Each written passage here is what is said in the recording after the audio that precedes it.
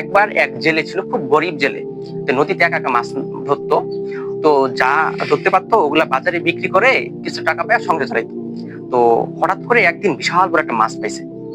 মাছ পাওয়ার পরে লোকটা খুবই খুশি হয়েছে যে আজকে আমি আমার বাচ্চাদের জন্য মাছটা বিক্রি করে কিছু পোশাক নিবো, আমার কিছু প্রয়োজন মিটাবো। যখন মাছটা নিয়ে বাজারের দিকে আসতেছিল, তখন এলাকার একজন প্রভাবশালী বখাটের ছেলে, মানে বখাটে মানুষ, জিজ্ঞেস করলো যে এই কোথায় যাচ্ছে এত বড় মাছ নিয়ে। তখন বলতেছে যে জনাব, আমি এই মাছটা বিক্রি করবো, বিক্রি করে আমার সন্তানদের কিছু খাবার দিব, কিছু পোশাক কিনবো, আর হচ্ছে আমার কিছু প্রয়োজন মিটাবো। তখন বলতেছে তুই একা একা, ওই বখাটে মানুষটা বলতেছে যে তুই একা একা মাছ ধরিস আমার এলাকা, একটা কাজ করে এই মাছটা দিয়ে আমাদের বাড়িতে দিয়ে আয়, এখনই দিয়ে আসবি। এখন ওই দরিদ্র ওই জেলেটা বলতেছে যে জনাব, আমি খুবই দরিদ্র মানুষ, অনেকদিন পর একটা বড় মাছ পেয়েছি, আমার সন্তানরা এখানে খাবে, তো এটা এইরকম করিয়েন না, অন্যায় করিয়েন না। তো বলতেছে বেয়াদব, তুই বুঝিস না আমার এলাকা এটা। পরে ওই জেলেটাকে কয়েকটা চর থাপ্পড় দিয়ে জোর করে ওই মাছটা নিয়ে চলে গেছে। মাছ নেওয়ার সময় হঠাৎ করে কেমন যেন একটা অনুভব করলো যে কিছু হয়তো বা হাতে ফুটছে। তো আর কোনো পাত্তা দেয়নি। তো কিছুদিন গেল, মাছটা জোর করে আইনা রান্না বান্না করে খাইলো। কিছুদিন যাওয়ার পরে লোকটা দেখতেছে যে হাতে যেমন কালো হয়ে গেছে কেমন জানি।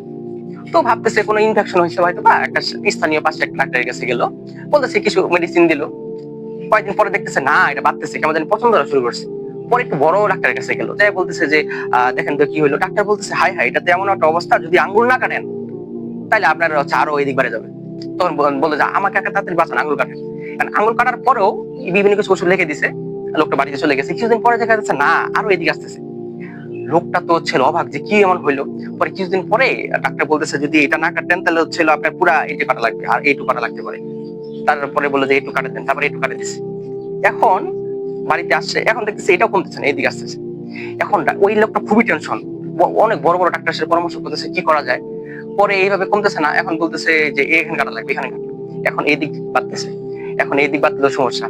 এখন একটা বড় ডাক্তারের কাছে যখন গেল, সবকিছু খুলে টুলে বললো। ডাক্তার বলতেছে এইরকম বিপদ তো আমি কাউকে দেখিনি, আপনি মনে করে দেখান তো। ডাক্তারটা ওই লোকটা জিজ্ঞেস করতেছে যে আপনি মনে করে দেখান তো, আপনি জীবনে এমন কিছু করছিলেন নাকি যাতে কারো অভিশাপ বা কিছু আপনার জীবনে অ্যাপ্লাই হতে পারে, এরকম বিপদ তো কারো দেখিনি। ওই যে একটা গভীর ভাবনার পরে হঠাৎ করে মনে পড়লো, হ্যাঁ আমি তো একটা দরিদ্র জেলের একটা মাছ নিয়ে আমি এরকম একটা কাহিনী করছি। তখন ওর মনে পড়ার সাথে সাথে ও দৌড়ে গেল ওই বাড়িতে।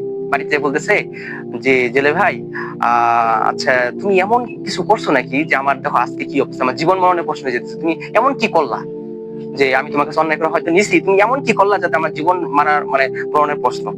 তখন জেলেটা বলতেছে যে যেদিন আপনি আমার কাছে এই মাছটা অন্যায় ভেবে নিলেন, আমি আসলে খুবই কষ্ট পাইছিলাম। আমি দরিদ্র, আমার কাছে জোর করে মাছটা নিলেন, আমি খুবই কষ্ট পাইছিলাম। তখন আমি আমার রবের কাছে, স্রষ্টার কাছে আসমানে তাকাই বলছিলাম যে আল্লাহ, আমি তো অনেক দরিদ্র, অনেক দুর্বল। ওই লোকটা ওনার শক্তি দিয়া সেটা আমাকে জোরপূর্বক এই জিনিসটা নিয়ে গেল। আল্লাহ তুমি তোমার শক্তিটা দেখে। আমি খালি এইটুকু বলছিলাম। দেখো, অভিশাপ খুবই ভয়ানক জিনিস। কারো বদ্ধ আমরা নিব না, কারো অন্যায় ভাবে কারো হক নষ্ট করবো না, এটা যত ক্ষুদ্রই হোক না কেন। কারো অভিশাপ কখন লেগে যেতে পারে। চেষ্টা করবা জীবনে চলার পথে তোমার রিজিকে যেটুকু আছে তুমি পাবা। আমার কথা হচ্ছে কারো অন্যায় ভাবে কারো কিছু দখল করবো না আমরা, জোর করে নিব না কিছু, এই অভিশাপে ফিরে আসতে পারে।